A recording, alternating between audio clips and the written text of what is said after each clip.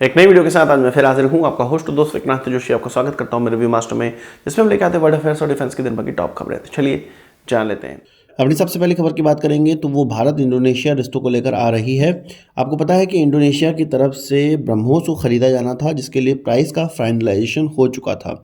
कुछ $450 मिलियन में ये डील होने वाली है और अब इंडोनेशिया के साथ ये कॉन्ट्रैक्ट साइनिंग लगभग हो ही जाएगी, ऐसा दिख रहा है।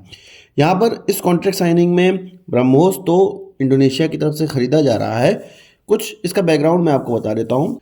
2010 में ब्रह्मोस इंडोनेशिया को इसलिए नहीं बेचा जा रहा था कि साउथ चाइना सी में बैलेंस खराब हो जाएगा और चीन के साथ जो हम अच्छे रिश्ते बनाना चाह रहे हैं वो गड़बड़ हो जाएंगे, यानी कि चीन नाराज़ हो जाएगा। इसलिए ब्रह्मोस उस समय नहीं बेचा जा रहा था, बात नहीं की जा रही थी इंडोनेशिया से।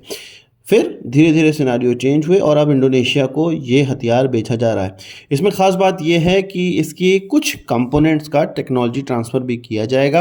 हम जानते हैं कि भारत के अंदर 85% इसके कंपोनेंट बनाए जाते हैं और मेन इसका जो पार्ट है इंजन, वो भी धीरे धीरे भारत के अंदर बनाया जाना स्टार्ट करना है। पर ऐसा नहीं है कि इंडोनेशिया को जो टेक्नोलॉजी ट्रांसफ़र किया जाएगा वो पूरी मिसाइल का कर दिया जाएगा। कुछ टेक्नोलॉजी ट्रांसफ़र के प्रोविज़न इसमें रहेंगे, जिससे कि कुछ ऐसे कंपोनेंट जो कि बहुत ज़्यादा क्रिटिकल नहीं हैं और उसके लिए इंडोनेशिया को भारत या रशिया पे डिपेंडेंट ना रहना पड़े, इंडोनेशिया उन कंपोनेंट्स को अपने वहाँ बनाने के लिए कह रहा है। इसलिए इसमें टेक्नोलॉजी ट्रांसफ़र भी इन्वॉल्व है। बहरहाल जो भी है, ब्रह्मोस का दूसरा एक्सपोर्ट कस्टमर अब भारत को मिल गया है और आगे आने वाले समय में हम देखेंगे कि तीसरा एक्सपोर्ट कस्टमर भी भारत को मिलेगा और उसके लिए वियतनाम की सुगबुगाहट आ रही है। आपका इस पर क्या कहना है, कमेंट बॉक्स में ज़रूर बताइएगा। बात कर लेते हैं प्रोजेक्ट 75I। कल मैंने आपको अपडेट दी थी कि इसमें केवल एक कंपनी बची हुई है, मैसडॉक या माज़गांव डॉक शिप बिल्डर्स, जो कि थाइसन ग्रुप के साथ जॉइंट वेंचर करके भारत के अंदर प्रोजेक्ट 75I में बिडिंग कर रही है और उसी को अंतिमतः अब एकमात्र कंपनी वो बच रही है। जो L&T की नवंतिया वो बाहर हो चुकी है और वो भारतीय नेवी के इस प्रोजेक्ट में कंप्लायंट नहीं रही थी। अब माज़गांव डॉक लिमिटेड को भारतीय नेवी ने अब प्राइस नेगोशिएशन के लिए बुलाया है। जो प्राइस बिड था अब वो मैसडॉक का देखा जाएगा और उसके हिसाब से अब उससे नेगोशिएशन किया जाएगा।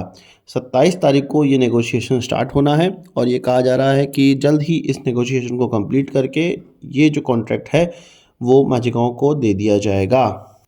इसका मतलब यह है कि एक सरकारी कंपनी जर्मनी की टाइसन ग्रुप के साथ मिलके भारत को अब प्रोजेक्ट 75I के तहत कन्वेंशनल सबमरीन जो कि AIP से लैस होगा वो प्रोवाइड करने वाली है आगे आने वाले समय में। आपका इस डील को लेकर क्या कहना है, कमेंट बॉक्स में बताइएगा। बात कर लेते हैं K9 वज्रा टी की। तो इंडियन आर्मी का प्लान अब 3rd बैच का भी दिख रहा है K9 वज्रा टी को लेकर। हमें पता है कि 100 यूनिट इसकी इंडक्ट करी जा चुकी है। 100 यूनिट का और ऑर्डर दिया गया है, जो कि कहा जा रहा है कि 3 सालों के अंदर इंडक्ट कर ली जाएगी। अब ये भी कहा जा रहा है कि तीसरा बैच भी इसका इंडक्ट किया जाएगा, 100 की संख्या में भी वो होने वाले हैं। पर ये चीज़ तभी होगी जब ये दूसरे बैच का जो ऑर्डर दिया गया है उसको पूरी तरह से इंडक्ट कर लिया जाएगा, तभी जाके तीसरे बैच का ऑर्डर दिया जाएगा। इसका मतलब ये है कि K9 वज्रा टी पे हम लोग बहुत ज़्यादा विश्वास जता रहे हैं और आगे आने वाले समय में धीरे धीरे करके स्टैगर्ड प्रोक्योरमेंट के तहत इसको धीरे धीरे भारतीय आर्मी में इसकी संख्या बढ़ाई जाएगी। इस बार जो लिया जा रहा है K9 वज्रा टी, उसमें टेम्परेचर बढ़ाने वाले सब सिस्टम्स को या हीटर्स को ज़्यादा संख्या में ऐड किया जा रहा है और एडिशनल हीटर उसमें लगाए जा रहे हैं, क्योंकि लद्दाख जैसे इलाके में इसका जो फ्लूइड है, इसका जो ऑयल है वो जम जाता है। उस कंडीशंस के लिए इसको पहले डिज़ाइन नहीं किया गया था। धीरे धीरे अब इसमें और हीटर ऐड किए जाने हैं नई खेप में। बात कर लेते हैं तेजस MK1 के लिए एक ऐसे पैराशूट को बनाया गया है जो कि इजेक्शन पैराशूट है, यानी कि जब पायलट दुर्घटना के दौरान एयरक्राफ्ट से इजेक्ट करता है तब उसकी सीट प्लेन से अलग हो जाती है, एयरक्राफ्ट से अलग हो जाती है और पैराशूट के माध्यम से वो सुरक्षापूर्वक नीचे उतर पाता है। अभी तक ये चीज़ हमारे यहाँ कोई भी एयरक्राफ्ट हो उसमें विदेशी ही इस्तेमाल की जा रही थी, पर अब ऑर्डिनेंस फैक्ट्री कानपुर के अंदर, पैराशूट की फैक्ट्री के अंदर अब इसका निर्माण शुरू कर दिया गया है। ख़ास बात यह है कि ये तेजस के लिए ही डेवलप की गई पैराशूट है, यानी कि वो जिस ऊंचाई पे उड़ता है, वो जिस रफ्तार से उड़ता है, उसी के लिए इस पैराशूट को डिज़ाइन किया गया है, टेलर मेड बनाया गया है।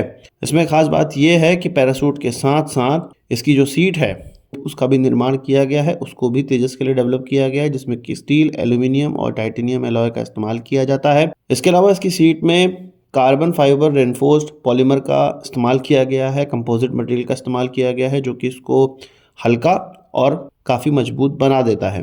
भारत के पास पूरा इजेक्शन सिस्टम डेवलप नहीं है, पर धीरे धीरे हम उस ओर बढ़ रहे हैं कि हमारे पास एक इंडिजीनस इजेक्शन सिस्टम, पूरी तरह से इंडिजीनस इजेक्शन सिस्टम अब होगा। मार्टिन बेकर का अभी तक हम लोग इस्तेमाल करते हैं इजेक्शन सिस्टम, पर यहाँ पर पैराशूट और जो सीट है वो भारतीय अब बनने लगेगी और ये ऑर्डिनेंस फैक्ट्री कानपुर के अंदर होगा। तो आज की इस वीडियो के लिए बस इतना ही। आशा करता हूँ कि वीडियो पसंद आया होगा। आप उसको एक बड़ा थम्स अप जरूर देंगे। इस वीडियो संबंधी सवाल सुझाव हो कमेंट बॉक्स में जो लाइएगा, और यदि आपने हमारा चैनल सब्सक्राइब नहीं किया उसे भी कर लीजिए, क्योंकि हम इस प्रकार की वीडियो लाते रहते हैं। नमस्कार, थैंक यू, जय हिंद।